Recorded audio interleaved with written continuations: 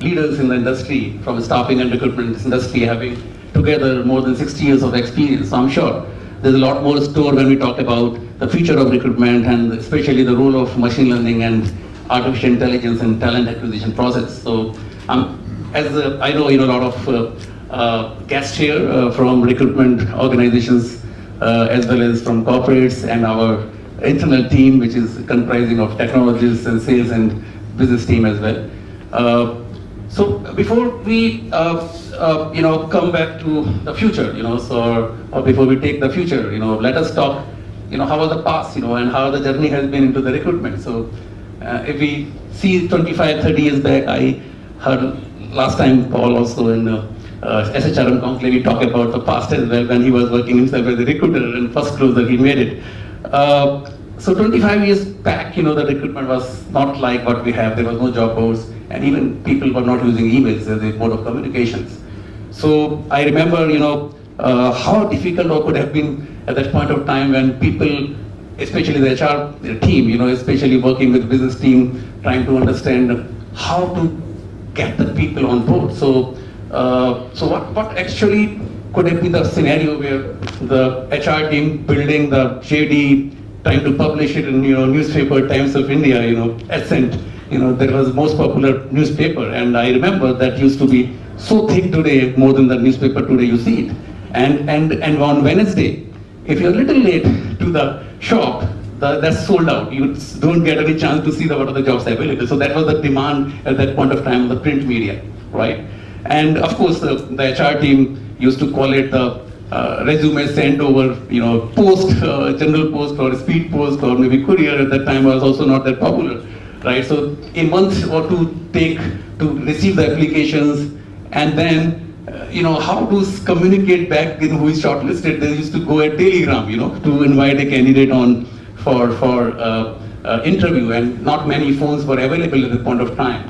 And somebody who used to get the telegram, he was so excited like he's got the job offer in hand, because not many opportunities were available, and that was the time when we were talking about. So then came, of course, 90s, we get the job post, 97 I think, Naukri came, and then Monster followed by, and then email, of course, became the mode of communication. The things changed, and the recruitment process became more faster, and people, finding the candidates, HR people finding candidates, or candidates finding the jobs just a click away. So that's the power of the technology, which made the process of recruitment so speedy, where you can see a fast process, you're receiving the applications, you're posting the jobs on various job sites. Of course, when we talk about the recruitment and how the things work based on machine learning and AI. So first and foremost, discussion which come in mind is what is recruitment, so is it a art or is it a science, and when we talk about it's an art, so can you replace the human angle, because there's a connect which is required by recruiter to make with the candidates, can human be replaced by robot or by artificial intelligence or machine learning? The second element when we talk about, recruitment is a technology or recruitment is a science, so how far we can bring technology in place, so there's a key question which we need to first understand. So on the perspective of future of recruitment, I would see that how we can look at the transactional processes which is involved in the recruitment process. We talked about the sourcing or resume understanding, how in depth the recruiter goes to understand the resume, right? And can we look at the candidate sourcing as an automated process? Can machine do that? Can we bring artificial intelligence? So I think my first question would be, on resume sourcing or candidate connect, where based on the matching of the job details or the requirement which you're looking from the hiring team. So my first question would be to Aditya. So I know Aditya, you have more than 20 years of experience starting from L&T and then Mafoy, then acquired by Randstad. You served as the president of Mafoy Randstad and then started new age technology driven staffing organization. In 2 years you've done an amazing job, and you have been the most visible person or in the fraternity or in experts in the print media as well as in the social media. You've been using it very, very effectively, So I remember 2 years back, when 2.5 years back, when you wanted to co-found the company Mahoy, CLHR. Before you wanted to start the organization, you wanted technology in place. So I remember that you had not decided even the name, and you decided TalentRecruit, ATS system. A year back, I remember our discussion when you wanted to incorporate the data-driven algo to work on sourcing the right candidate. So what do you think, going to be the future, or how do you perceive, how the technology or future of recruitment driven by machine learning can really solve the sourcing of candidates problem? So over to you. Thank you for those kind words. Yeah, I do remember that when we started on 5th of August 2015, I think the investor was asking, before you have earned revenue, you have started issuing checks. All right. So one of the first things that we did was, I think we signed up with TalentRecruit on 1st of August, and 5th of August we, launched the company. So I personally believe that technology has to be used to make things better. Life can be lot better. If I keep saying to my team that if you have a smartphone and you are not using all the features of the smartphone, then you are underutilizing a resource which is available right in your hands. So it's like that. So I think I have seen many recruiters. I had the fortune of working in multiple markets in India. Personally worked as a recruiter in different markets, and without exception, I have seen that there is a huge amount of resistance to use technology, use tools, use my colleagues' knowledge and insight. I wish the company which can actually, within our own company, I keep sort of, it's like professing the same point that, the guys, there is so much available right here. Writing is on the wall, please read it. So, my colleague who's sitting next to me has so much of knowledge, I really don't tap into that knowledge. So that's like the human intelligence available here. But how can technology, which doesn't have a human face, how can we use that for our business? I think there is tremendous potential. I have seen in the 20 years that I have been in the industry, a lot of things have changed, and if I connect those dots, what are those changes driven by? I think technology is one of those things which has really drastically changed. I think going into the future, there are various aspects of recruiting, and many of those administrative aspects of recruiting is possibly going to change drastically. And resume as a tool possibly will go away. What has not changed in the last 20 years that I have seen is the resume. 20 years ago, people wrote their resumes, and I don't know how long they will write the resumes. Nobody knows the future. Possibly there has to be something different. Today, candidates are pretty smart to say that, hey, give me the job description, I want to take a look at it, and I want to give you a resume. That's the resume that you see on LinkedIn or on Naukri or on your database is dated. I have done some changes in my resume. I'll give you a new resume. And the new resume that you see is improved in line with the job description. So candidates have also become smart. And the passive job seekers who are actually not seeking a job change, they really don't care. Okay, you can take my resume from wherever you spot. So on one hand, all of that is happening, and on the other hand, there are technology changes of machine learning, AI, and all of these things. There was a point of time when we could send SMS from a software. That was like, wow, such a thing an ATS can do? My God, this is like something. But we are long past that. Now we are talking about machine learning. I think I've seen what TalentRecruit does, and interesting parts. I think the beta part of it we have seen. I hope this new version, which is getting launched today, will be far more superior and more powerful. So there is simultaneously two tracks running. So I think all of that would happen. Lot more changes are going to happen on both sides of it. Thanks, Aditya, for your thoughts. You mentioned about resistance from the recruiters to adopt the technology. I agree with you. So I think it's just a little fear in the beginning when you push or get in technology into place. Once it is there, then I'm sure that people love it. So it's more of the adoption and how they take and how they really imbibe or take into their own process. That's very important. You talk about resume, things, is going to go away in future. I'm sure my colleague Vikas is going to talk about it in the next following session, because we have been working where we believe that the resume will go away in some point of time, because today the resumes are those which the candidate want you to see what he's talking about himself. But the hiring side, hiring manager would like to see more, because beyond the way, so how the things looks like, on what he has been communicating or what kind of information he's sharing on social and professional websites like Stack Overflow, GitHub. So I'm sure, a valid point you made here. So the things looks, I think not too far from here, these things are going to come and take place. So coming to now Paul, Paul has more than 24, 25 years of experience in different countries, especially Japan, Hong Kong, Korea, and Singapore. Now, almost 8 to 9 months he's been in India, managing the operations. I remember our first meeting in April.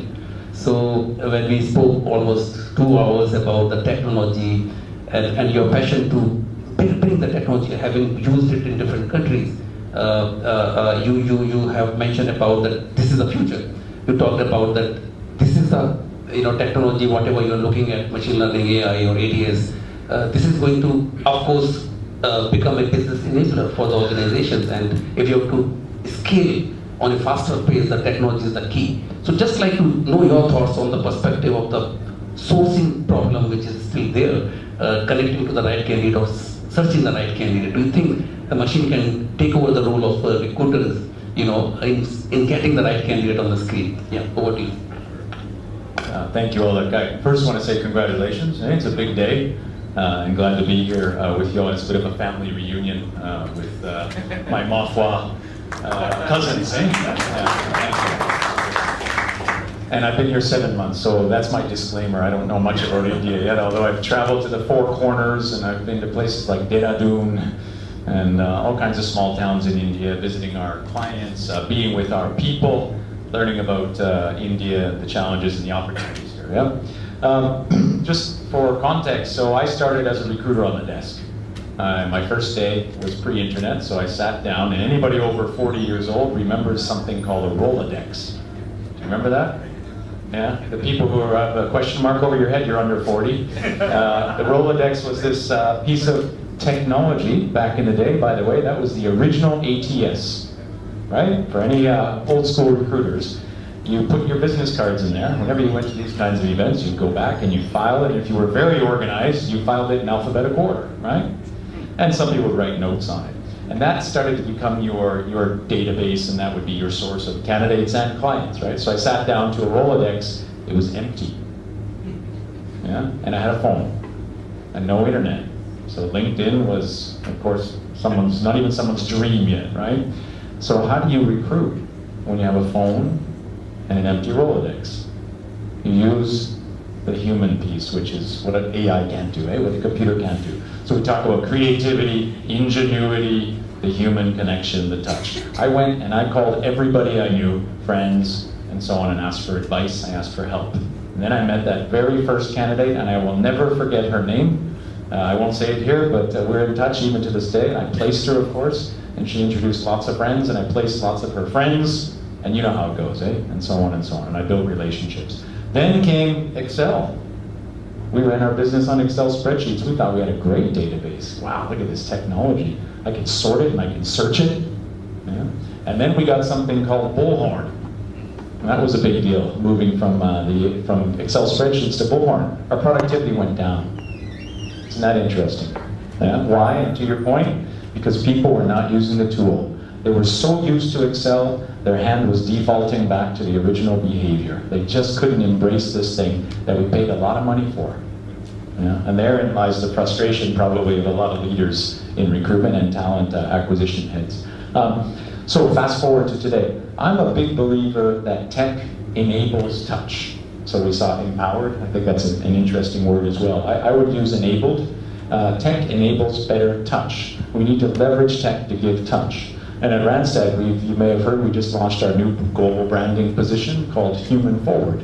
Huge paradigm shift for an old Dutch staffing company, 57 years old, that was always just about analog and touch. Now we're talking about coming full circle. We've embraced technology. We've spent $1.5 billion on technology in the past couple of years. Monster, of course, everyone knows about, but there's a lot more out there. And all of this is in the spirit of embracing tech to enable touch. And so a few years back, I did a time and motion studies on recruiters. I wanted to learn what makes a successful recruiter. So we thought we'd break it down and watch every single motion during the day. Everything they did. And we did this across countries. So there was no cultural influence or bias. And interesting what we found. And I'm sure you probably know what we found, right? Yeah. Were they very good at data entry? Actually, they were. Did they leverage the ATS and all the tools that they had around them? Absolutely. Yeah. Were they active and in touch with their candidates and clients? More than anybody else. The top performers used the tools around them, leveraged them as much as they could, asked colleagues for help and advice, and were in touch. They were always on the phone, their calendars were full, they were meeting, they were engaged. So I think moving forward, that won't change. Absolutely will not change. We talk about candidate sourcing. I found it, I had a little chuckle because I was watching, most of those scenes were from Tokyo, Shibuya crossing, which is 3 blocks from my house. So in your promo video, you got a lot of Japan in there, which is really relevant because Japan is such a tough market for candidates. If you ever recruited in Japan, for job seeker to job, it's 1 to 3 now. So every candidate searching for a job has a choice of 3 jobs. It's a shrinking candidate pool. So if you're a recruiter, you better be good at the sourcing. On the other extreme, you have India. 1 million candidates, let's say, coming into the working age population every month. You know, we have a big data issue now. So I do believe that technology is especially important in a place like India. An ATS, for example, in my mind, the expectation would be that it would do the hard work for me, so I could do the touch. So that when I come back to my desk as a recruiter, I'm prompted first by maybe good morning, Paul, and then talk about the jobs that I'm working on, and here are some great candidates for those jobs. So if the ATS can do that for me, then I can go straight to the touch. So that's what I look for in an ATS, that's what I look for any technology in recruitment. I do believe that sourcing can be automated, but there will be no replacement for the human touch, and we see it proven daily. My clients don't want to talk to a computer. They want to talk to me. And my clients don't trust the computer. They trust me. And that's why they work with me, and they work with us. It's because of trust. We make a promise and we keep it. The computer can't do that. So one thing I'd like to put out to the room, I've been thinking a lot about this. AI, artificial intelligence, kind of a strange word, eh? The word artificial doesn't get anybody excited, I think, right? Artificial. I was thinking we should change that A to authentic intelligence. It just happens to be done by a computer, but it should be authentic. So I'll put that out there. I haven't copyrighted that term, but it actually came to me in the car on the way here today. Something about artificial just didn't sit well with me. Imagine if we brought it to authentic, and we married that with the human piece. Then I think the future is even more exciting for us in recruitment. Good perspective, Paul. You still remember your first candidate and how you started as a recruiter journey you walked through. What initiative you've taken in India, Human Forward, right? So if I'm not wrong, and the touch. Of course, I'm sure that can't be taken away because that art of hiring, connecting with the candidates or your hiring team or clients, whoever are they, Human touch, I still believe, cannot be replaced by machines. But when you talk about artificial intelligence, machine learning, as you rightly said, Kate, everybody is talking about AI. So AI, is it artificial or is it authentic, you know? So authenticity is the key, because you cannot be, you know, having information which basically doesn't work, or which possibly could be challenging when to accept by the end user that is really working. So when you have to see the result and performance of any technology, to see that it gives you the right information and the right way. And of course, as you mentioned that your experience, if you have to work on an ATS, of course, how it can prompt you to see that, how it can help you or enable you, you know, or empower you to see that how, you know, the things can change using the technology, but human element still remain. And of course, I'm sure that your clients would not love to talk to the machines, you know, and the human element is irreplaceable there. So great thought. So I just thank you very much for your thoughts. Coming back to Raghav Poojary. So Raghav, I think, has more than 15 years of experience in the same industry. He has worked in Adecco, Meritrack, and run RPO business, you know, driven by technology and people stock, right? So I remember, you know, almost 9 months back, he joined Magna. Magna has more than 450 recruiters. Our product has been working there last 2 years more. Again, you know, I'll come back to the adoption rate, which Aditya and Paul talk about, okay, how you adopt that technology. Of course, the team was working. The adoption was not that great, so which he identified the moment he came. And I remember the first meeting we had, and then he said, I want to drive it in within 1 month, okay, how we can really take it to the next scale in terms of the usage part of the solution is concerned. Within 1 month, in next 2 months, the submission rate increased by around 128% using the technology. That was the drastic improvement, you know, over the what the people were using them. And today I'm so glad I met Sanju last 2 days back. He was taking 100% usage on the product, you know, and efficiency. So that's so glad that you are able to drive it so perfectly that you are able to leverage the benefit of technology. Now we are talking about incorporating machine learning into your recruitment process, where it can somehow help your recruitment team in sourcing the right candidate using machine learning AI. I would love to see it, you know, your thoughts on it. Yeah. Thanks, Alok. Good morning, all, and congratulations on releasing of 2.0. Yes, the basic question was that is recruitment art or science, right? Yeah, well, when I was in my first job, my manager told, dude, if you want to be successful, you have to learn the art of recruitment. Those are the days, you know, where the sourcing strategy was very limited to, you know, paper advertisements and, you know, the referral network and stuff. So, you know, the job boards were used, but not that extensively, you know, back then. So yes, if you're trying to, you know, hire a handful of people, yes, it's an art, right? And like Paul said, you know, the scenarios is different in Japan compared to India. India is a volume-based game. So okay, if you have to process the volume, definitely, you know, you need a science to kind of, you know, convert that, you know, to validate, to source, to engage, you know, to onboard, right? So there are a lot of facets of recruitment, right from, you know, demand management till onboarding, right? So if you have to do it very seamlessly and to the kind of job market we are into, there are almost a lakh plus job that gets generated every month. So how do you cater to that job? So obviously, you know, you can't just be depend on your art. So you have to have a science backing up that, right? So interestingly, there are some statistics, you know, which shows that for every job, you know, which gets created in the market, the people who apply for that, right? So almost 52% of them are underqualified. Okay, which means to say that, you know, the recruiter's time goes in kind of weeding out the not so relevant profiles, right? In if you think the art of weeding out will help, but it also time consuming, right?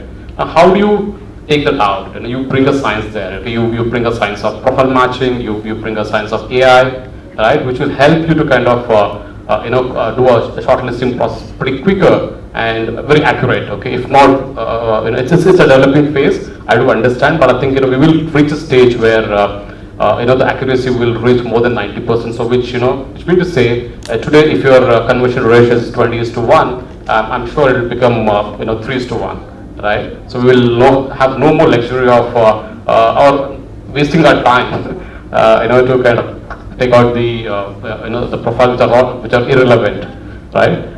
The AI has, definitely a larger role to play in terms of, sourcing candidate. As Alok said, right? So when I came into Magna, right? So the entire system was less than 50% used.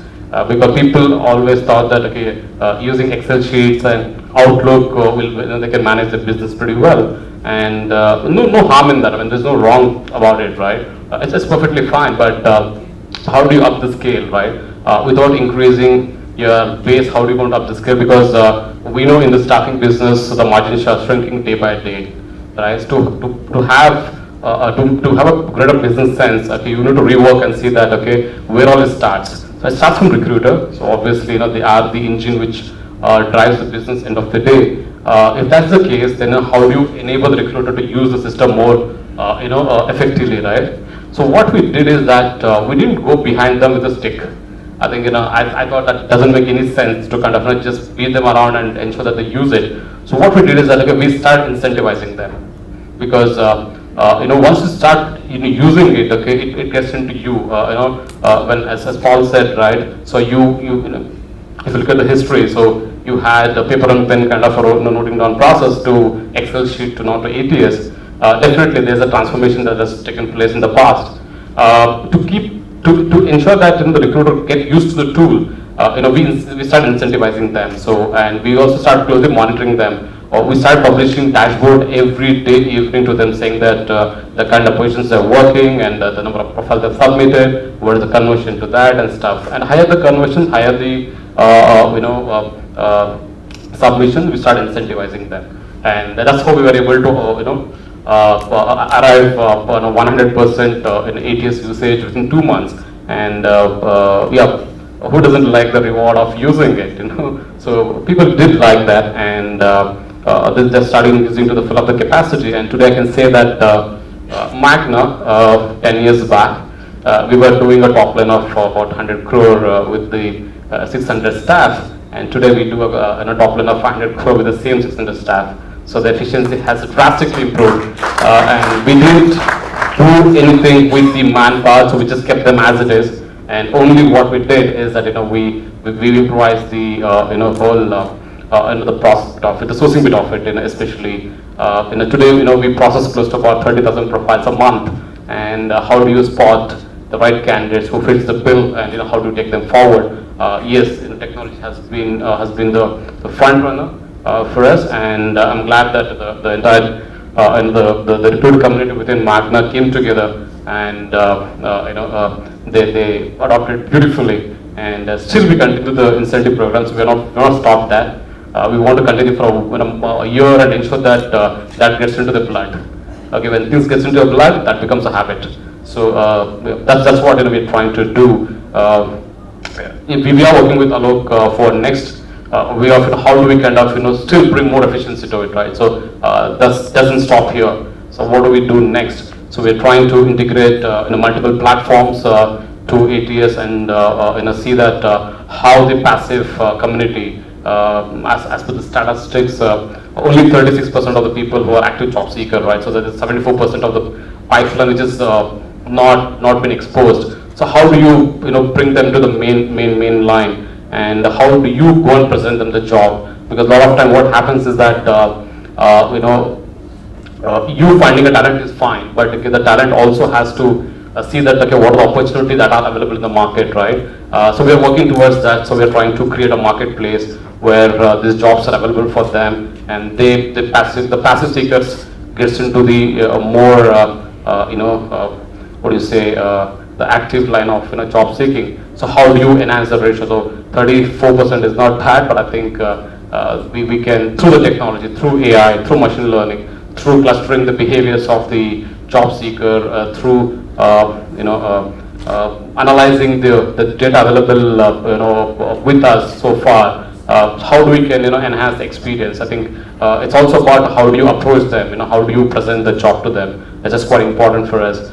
So we're working with Alok on that particular piece, and I'm sure AI and machine learning in the days to come. I think today we may not be seeing too much of benefits out of it, but I think it's a good start. I think We have evolved over the period of year, and from here, I think we will do much more to it. I think I'm sure I'm banking heavily on AI and machine learning, which I'm sure what we are doing. The aim is to do 1,000 crore top line with a SIM 600. So that's the idea behind it. So Hi. Great thoughts. I would like to talk about two things you mentioned first. You mentioned that your first manager told you that the recruitment is an art, you have to learn it. So first learning point is never trust your manager. Am I right?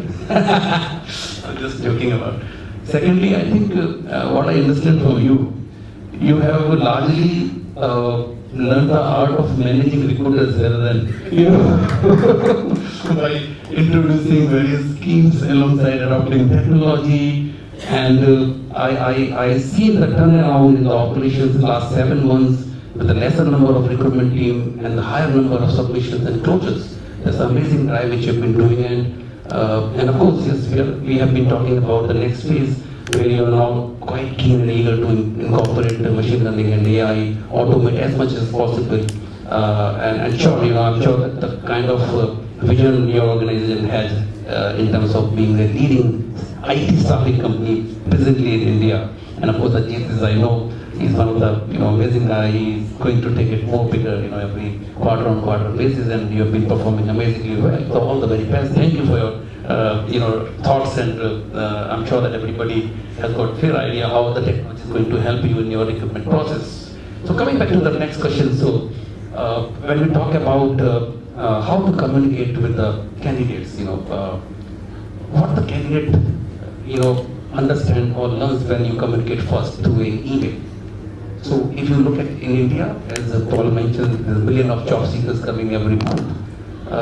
Naukri or Monster you have been using, mass mailing coming every day, hundreds of mail come to me. I don't even see as a recruiter or as a candidate, sorry.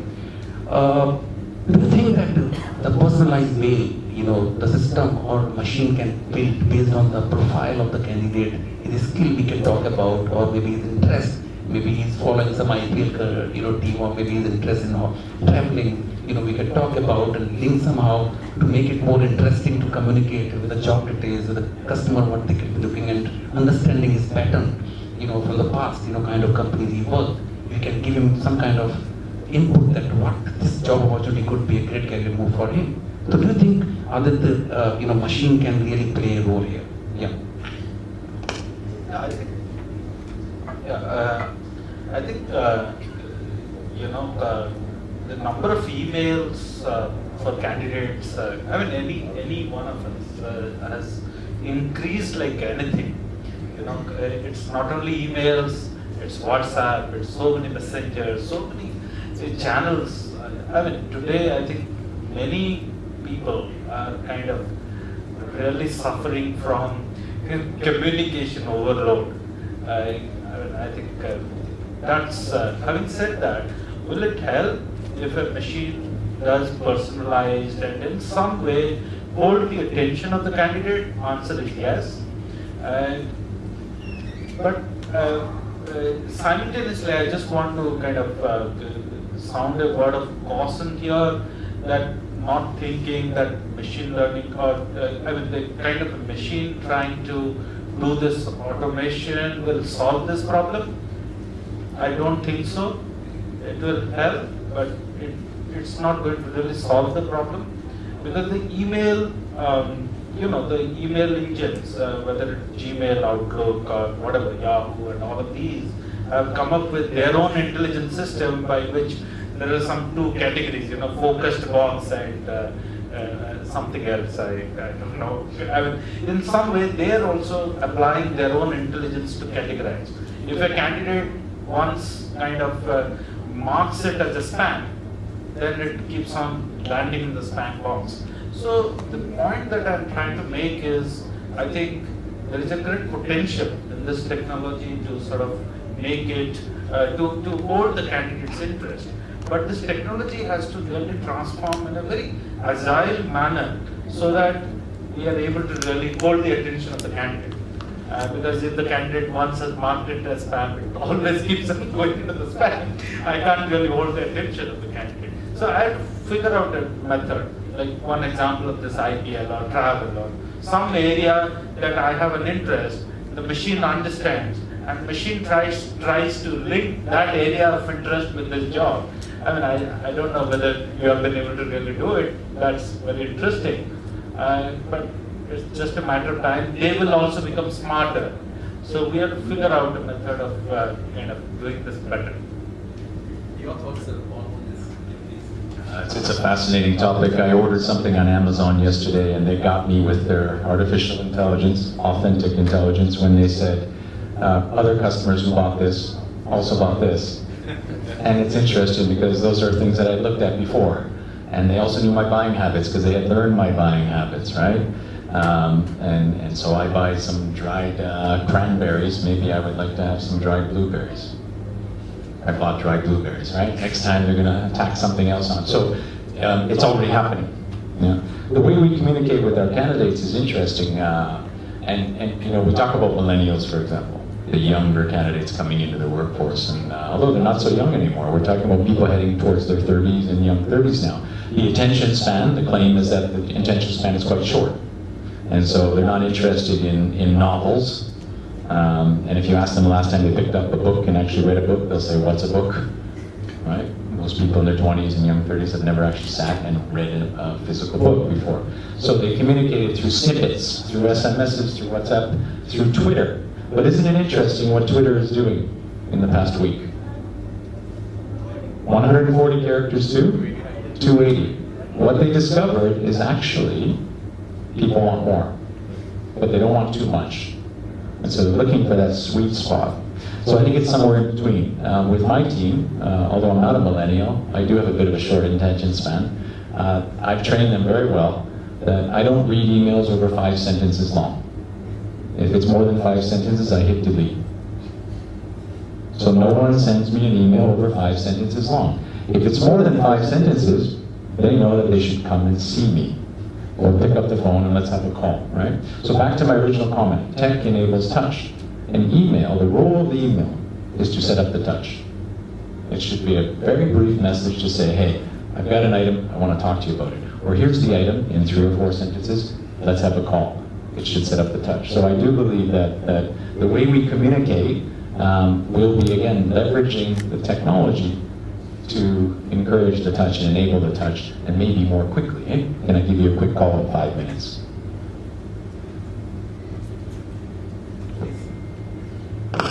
Yeah, I think we need to focus on how do we reach out to the candidate, right? I think email is certainly one of them, but not the medium of communication, because today, as Paul and Aditya rightly said, it clutters your box, and you don't want to keep receiving too many emails for that matter. But I think we also have to see that what is the experience of the candidate when he searches for a job, right? Today, you look at lens cards, you can post a photo of your photo and you can try and test the different shades for yourself. That's an experience the lens card has created. In a simpler way, I think, depending on the search pattern of a candidate, I think, and in terms of learning, and I'm talking about in terms of any other searches what he does. So if an API can be built to the browsers, which understands the the behavior pattern of a candidate, what he only searches to enhance his skill or rescale or what he rates on the net. I think the clustering of that data and presenting him the job, which suits him makes a more appropriate approach. Yes, how do we reach to them? As I told you earlier, I think we can definitely create a marketplace like a talent stock exchange where the people do come and see that what's there for them, and they try to match their profile with the available job, and they don't have to write a resume from scratch. They can definitely leverage on LinkedIn. When LinkedIn has become more a professional profile for most of us across the globe, through that, you can definitely structure, your profile to the job available. I think we need to look at how do we reach out to these candidate. I think either through search pattern, analyzing that, creating a cluster, creating a behaviors of what they learn on the net. Again, there are a lot of mediums of reaching out, right? So WhatsApp has recently launched WhatsApp for Business. Okay, I'm sure if we try to work with some of the mass communication platforms, I'm sure they'll have something for jobs as well. Google has recently launched their the ministry version of job board, right? Because they also have a lot of users using it, and a lot of data that is getting accumulated over the net. And how do you use that? And how do you communicate? Obviously, as I know the question was, you posted me that does a personalized email makes a difference? Yes, it does make a difference. But I think it should be a combination of email and other communications that has to reach out to the candidate for them to see the job and then apply for one. I think I heard all of you guys. So yeah, as Aditya told, okay, people are smarter than the machine. So still they will come to know the pattern of mail they'll be receiving, even however smart the mail could be. But yes, recruiters can still understand way more about the candidate. How much he is matching. One thing is that and personalized mail, being going through the eye of the recruiter, he can still add some value further there. Secondly, when we are talking about how the mail which connect or drives the attention of the recruiter for the candidate, there if I can tell about the job, how much his profile matches, what the value in this particular job profile or this organization, which would be instrumental in his to take a decision in his career move. So possibly that will make a little difference when somebody would not like to just jump the mail. Am I right? Yeah. So far there isn't a system by which a candidate is told that here is a job for you which matches 76% with your profile, and people like you, there are 219 such people like you who have made a career change like this. Then it's going to be very interesting for the candidates. What we have done in our 2.0, of course, this is one of the key features there, where you see that how much match the candidate is there and how many people applied and similar kind of people which all was talking about. And it actually gives you a prompt, it talks about or brings some kind of attention from the candidates, I'm sure that this will add some more value, and as you mentioned that again other sources like WhatsApp is the mode of communication is now taking up, and people know whether communication is delivered or read or not. So that is more relevant now because I've seen the trend going towards WhatsApp. So that's something great. I think the things will keep moving from here. You can use WhatsApp, Twitter, Facebook, because I was working with one of these startups earlier in People's From. So these guys have integrated in a communication with the Facebook Messenger, right? Okay. Now Facebook Messenger has a lot of users on its platform, and so they're trying to kind of push the notifications through that. I think that's quite important because when you use a smartphone, you have different mediums where you can push the notifications which can come automatically on your screen. And again, more relevant job, the relevancy, authenticity is key. Yes, that can be possibly achieved. Great. So coming back to one more discussion on chatbot, we have been hearing a lot nowadays. Bots are taking over. Maybe younger brother of Robo is a bot. So organizations are largely, maybe introducing the bots in their employee engagement process. So is it a possibility that in the talent acquisition process, the bots can be introduced where it can help a candidate to give a right information about the job and the organization? At the same time, it prompts recruiters or hiring manager what he's looking at and what he can see in this particular candidate, or system automatically trying to draw information. I know your pattern of hiring. I know what kind of people you know. I know you have been earlier looking for Java J2. You hired this kind of people. Would you like to see that kind of person more? If yes, this is the kind of person you should look at. Additionally, I would like to also add on to this. Robots taking over. We have been talking. The jobs are being lost to the robots, right? So We have been seeing in the interview process, while talent acquisition process, a lot of telephonic calls for interview as well as video calls being technology being available. At the same time, elsewhere, you have face recognition technology available, speech recognition technology available, which can understand your confidence level, which can understand are you happy or sad, what is your confidence and body language.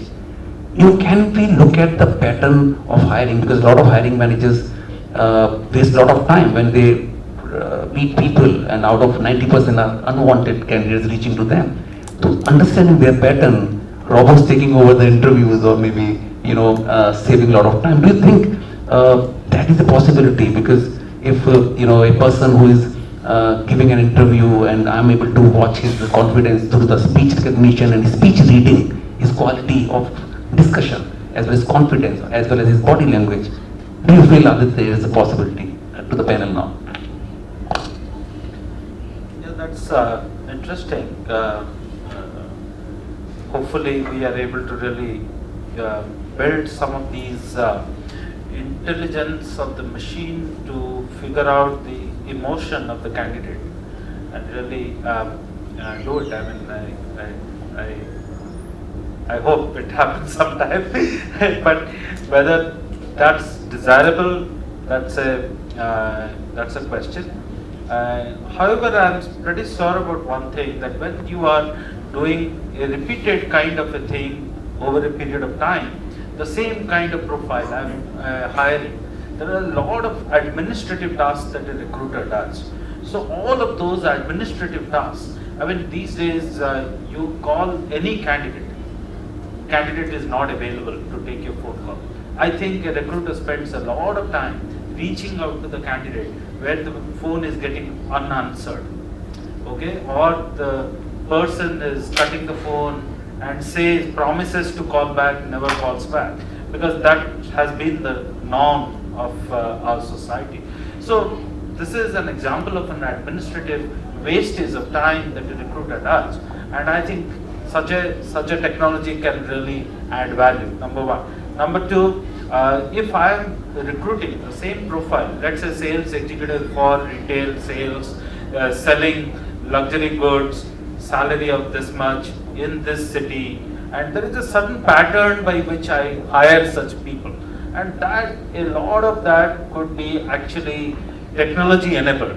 But if I am trying to recruit a head of HR or a kind of a data architect for a kind of company, I don't know how much of it could really be automated through this, and many times I may be talking to a passive job seeker. So when I'm talking to a passive job seeker, the guy is not interested in talking to you. All you know, if you are trying to send too many emails to him, he has already marked you as a spammer. He is not interested in talking to you. So you are only creating more and more obstacle for you when you are trying to connect with him over the phone. So I think certain segments, it will work very well, and we need to be judicious in kind of applying technology.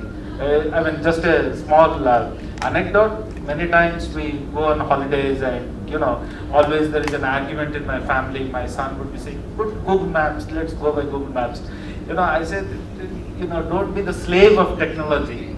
Yeah, we use Google Map, but many times in the Google Map, the destination could be,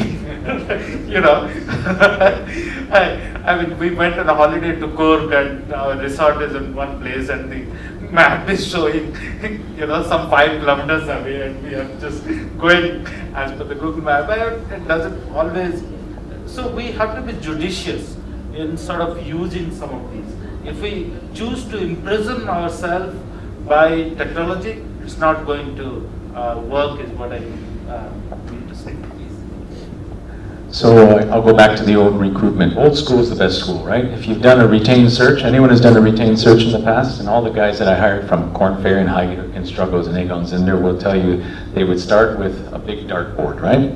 And they would start with market mapping, next, long listing, next, short listing, next, presentation of candidate, right? And then the game begins, right? From here to, let's say, presentation of candidate, that's where the sweet spot is for technology. And so I've hired through Heidrick, for example. I've been on the other side. And I would sit at the table and I would see 3 really nicely put together packages on 3 candidates, including psychometric test results, all done by technology, including keyword matching, all done by technology, and so on and so on. By the time I sit down in Heidrick's office and I'm presented with these finalist candidates to interview, there's no surprises. The match should be solid, but is my decision based on these thick packets that they prepared on each candidate? No, in fact, I don't read it. Isn't that something? We pay for it, by the way. But yeah, a lot of money, and I think that's a separate topic. I think it's a sunset business, by the way, that model, very analog. But at the end of the day, I'm going to choose the candidate that touches me, and that just feels right. We all say that, and all the data shows that most leaders end up making higher decisions based on the gut, right? In spite of everything that's there, at the end of the day, we go with the gut. So I want technology, and I think technology should handle those first 3 phases of, let's say, the process. From there, though, that's the human moment, and I think we can marry those 2 together. So we can move more quickly through that process, more efficiently, so we lower the risk of mismatching and wasting time for both candidate and hiring manager.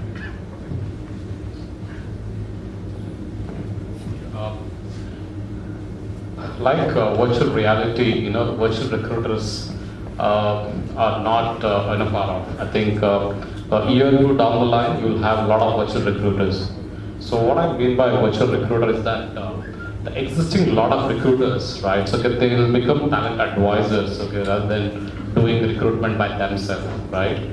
The bot will be their, virtual recruiter, right? So what a recruiter does in today's, scenario, if you kind of, dissect it to his, the work process or workflow, he gets a JD, he does the Boolean search, he presents a candidate, the candidate gets selected, and so on and so forth, right? But again, he's trying to get an average of all to ensure that okay, he sees the success at the last end of the tunnel. But virtual recruiters are going to the reality, which will be led by the bots.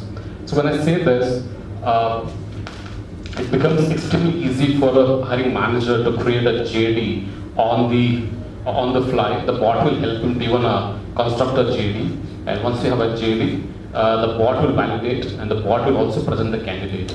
The bot will search through the integrated platforms, through job boards, through LinkedIn, through all sources. It will present 5 best candidates for the hiring manager, and the hiring manager says, okay, out of 5, I like 3. Why don't you do a virtual interview with the candidate?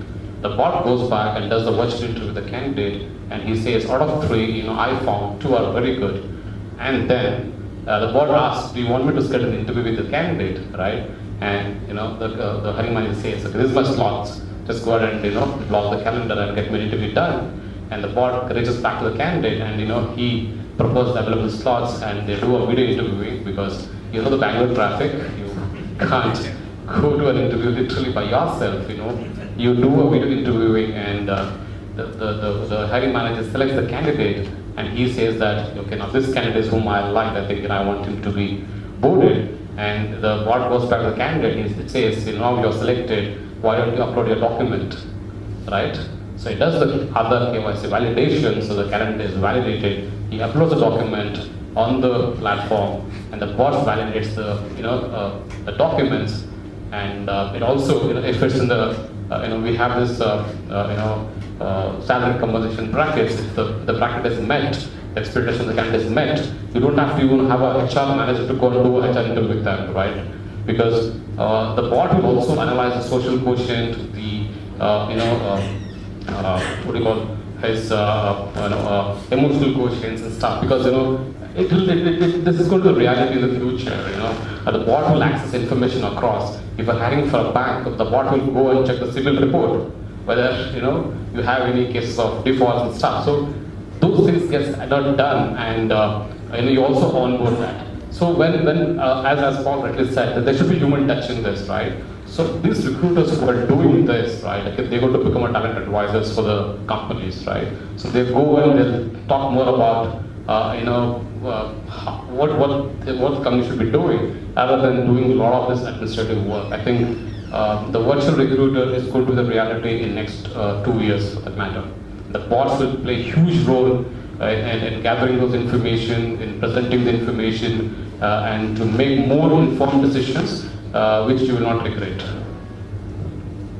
Okay, I think you're very optimistic about bots, and of course, this is too much. I think this really, I'm sure that there's going to be, bots are going to do many things, and I'm sure technology is going to. Yeah, I'm not minusing the human touch here. Yeah, humans are important because humans will do because see, the artificial intelligence or authentic, and intelligence also have to have a real intelligence, right? Now, who's going to build the real intelligence? Who's going to give the input to the bots or to the through the AI engine? It's going to be us, right? So, end of the day, it can't exist without us. So we have created it. Definitely, the recall value or the recall capacity of the engines would be much more superior than us, because we have limited attention span or limited intelligence to kind of code or to remember certain stuff. So that's going to be reality. I'm not. See, virtual reality was never the thing happening. If you look at some 10-15 years back, right? So from 2D, 3D, we are today at 8D. Right, so 8-dimensional sound system. I don't know if you have visited university in Singapore. You know that you get the different worlds of dinosaurs, different worlds of shark and stuff, because those are happening. You're living through that. It's creating that kind of experience. I'm sure the hiring experience for a hiring manager will definitely change. The hiring manager doesn't have to depend on a recruiter, when I'm going to get my profile, when he's going to schedule the interview, is the offer has been rolled out, when my candidate is going to join, nothing else. When I click of a button on your mobile phone, you know that what's happening with your candidate, and rest assured, recruiter's job is going to be tougher than, Yeah, I said, they're going to become advisors than doing this lot of administrative job. There's no fun in doing that anymore, right? Things have evolved, beyond imagination now. So you're doing the same stuff. If it's hand-picked kind of a recruitment, as Poojary said, right? So you will do long shortlisting and then shortlisting and all the process, which is good, I think, because you need that kind of a touch at probably at a certain level of experience the candidate comes with. But for the volume hiring, which the country like India, we face that volume hiring. How do I fulfill my requirement with the client? I think this is going to be, because we ourselves, we process an average. Magna has close to about 5,000 to 6,000 active jobs every month. And I don't fulfill all of them, because then I have humans who can only do up to 1,000 onboards a month, right? Now, why am I going those 4,000 positions which I'm not able to do? Other 4,000 might be done by the competition. That's okay, but how I improve my efficiency, right? Today, my fulfillment ratio is 5:1 in terms of the jobs I get. So how do I enhance it to 2 or 3 in the days to come? The virtual recruiter is going to be the answer.